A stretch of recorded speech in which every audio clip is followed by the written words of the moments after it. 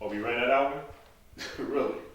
Okay, this we're going to speed it up. We're going to speed it up. Just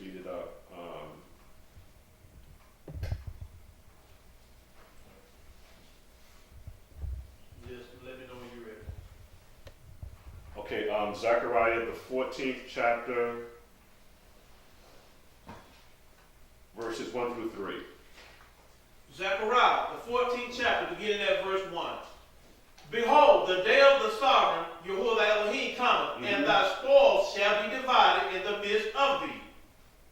For I will gather all nations against Jerusalem. Against Jerusalem, that's very important, against Jerusalem. To battle. And the city shall be taken, and the houses rifled, and the women ravished, and half of the city shall go forth into captivity, and the residue of the people shall not be cut off from the city. Then shall Yahuah thy Elohim go forth and fight against those nations as when he fought in the day of battle. Okay, hallelujah. So that's pretty much self-explanatory. Let's go to Revelation, the 11th chapter, verses 1 through 3. Moray, please. I'm going to speed it up here.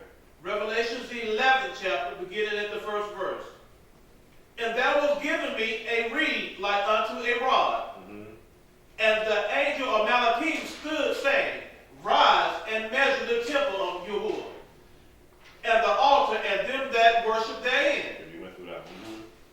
But the court which is without the temple leave out, and measure it not, for it is given unto the Gentiles. And the set apart city shall be treaded underfoot 42 months. Hallelujah. In the last one, Moray, Psalm the 83rd chapter, verse 1 through 12.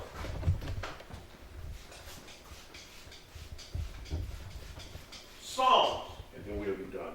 The 83rd division or chapter, starting at verse 1. Keep not thou silence, O Yahuah thy Elohim. Hold not thy peace, and be not still, O Yahuah. For lo, thine enemies make a tumult, and they that hate thee have lifted up the head. They have taken crafty counsel against thy people, and consulted against thy hidden ones. They have said, Come, and let us cut them off from being a nation, that the name of Israel, or Yashra'al, may be no more in remembrance.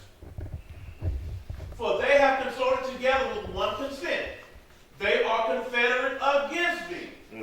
The tabernacles of Edom, and the Ishmaelites of Moab, and the Hagarenes, Gebal and Ammon, and Amalek, the Philistines, with the inhabitants of Tyre.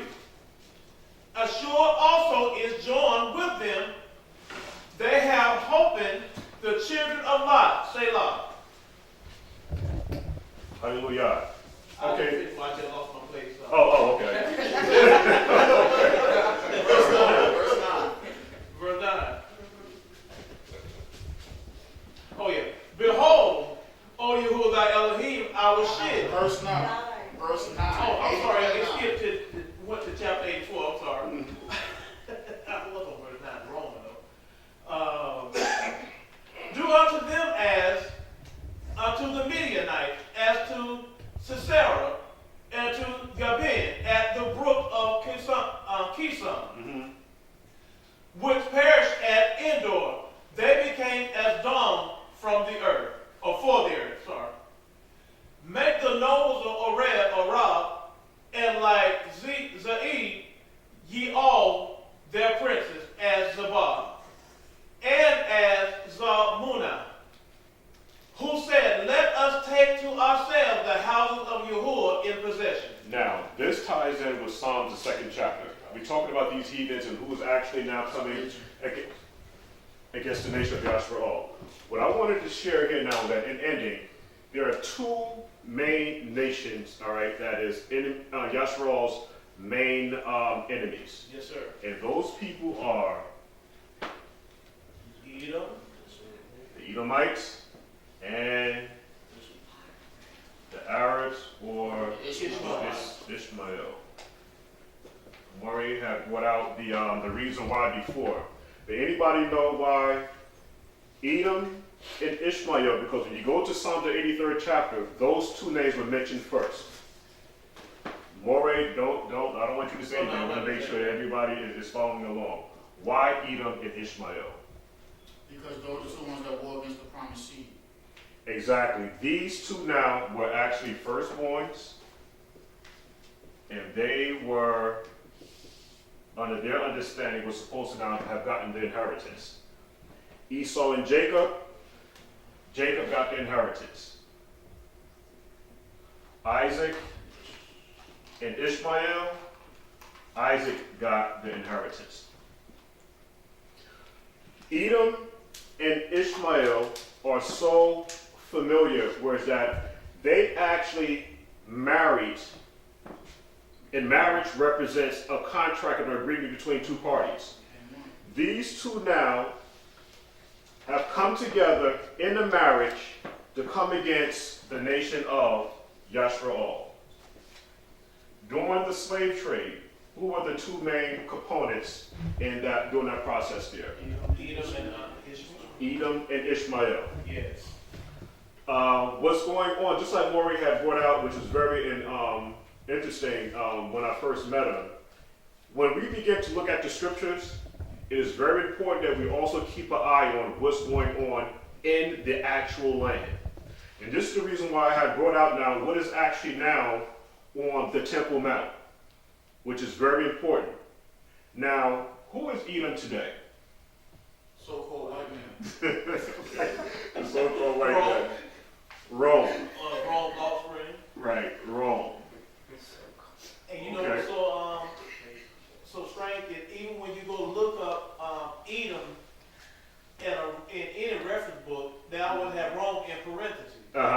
Exactly. Or they have, when you look up Idumean, Edomah, it has Rome in parentheses. Absolutely. And that was the next one now. Edom is Rome. They also go by this other name here, Idumeans. Okay? What's also interesting was this, is anybody familiar with John, I think his name is spelled Harkness or Harkranus? Anybody familiar with the Hasmonean dynasty? Yes. Yep.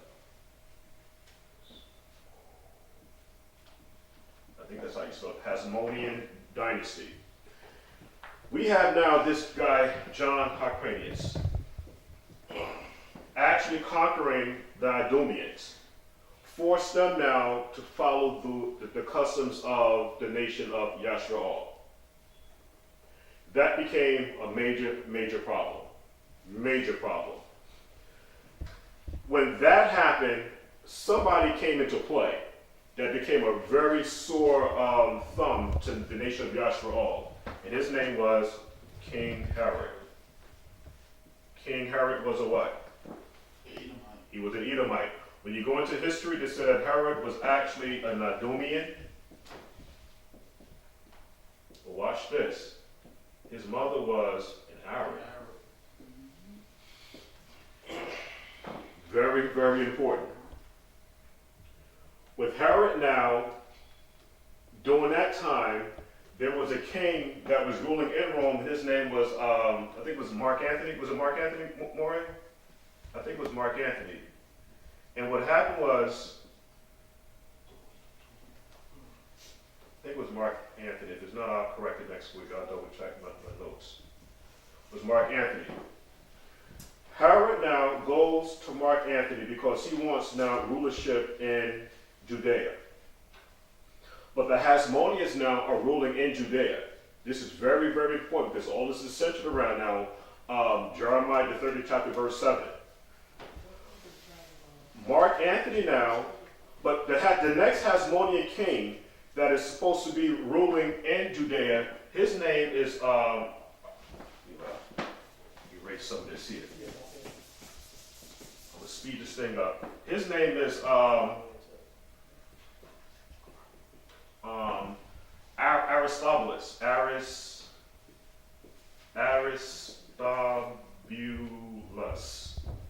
Aristobulus. He's supposed to be the next high priest. It was Pompey. It was Pompey? Yeah, Pompey definitely during the time of, that's not the one that actually gave, no, not him. It definitely wasn't him. Not with, because there was a war that took place, and we see that Herod gets his authority, and I think, I'll double check, but I thought it was Mark Antony, but I'll double check it. I know there wasn't Pompey. But what happened now is that we have, I'll just write this name down again. We have Herod now going to, again, I think this guy's name is Mark Antony. But the only way that Herod can actually gain control of the Hasmonean dynasty, there's something that he needed to do. He needed to now marry into the family. When Herod married into the Hasmonean dynasty, he married a woman by the name of Miriam.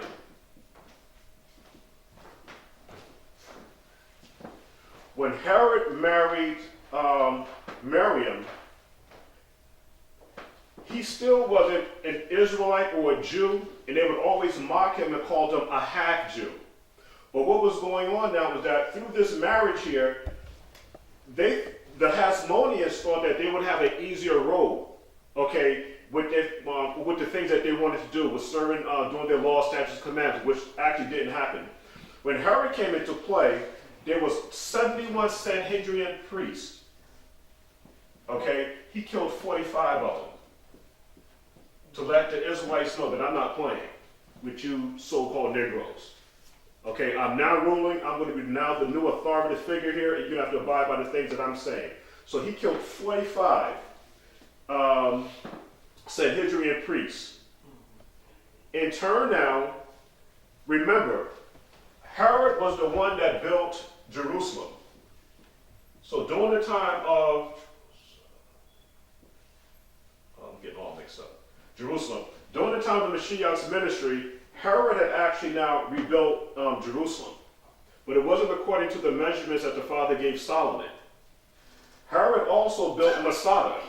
Remember during the 70-year siege in Israel was fleeing the Roman persecution, and they went up into Masada?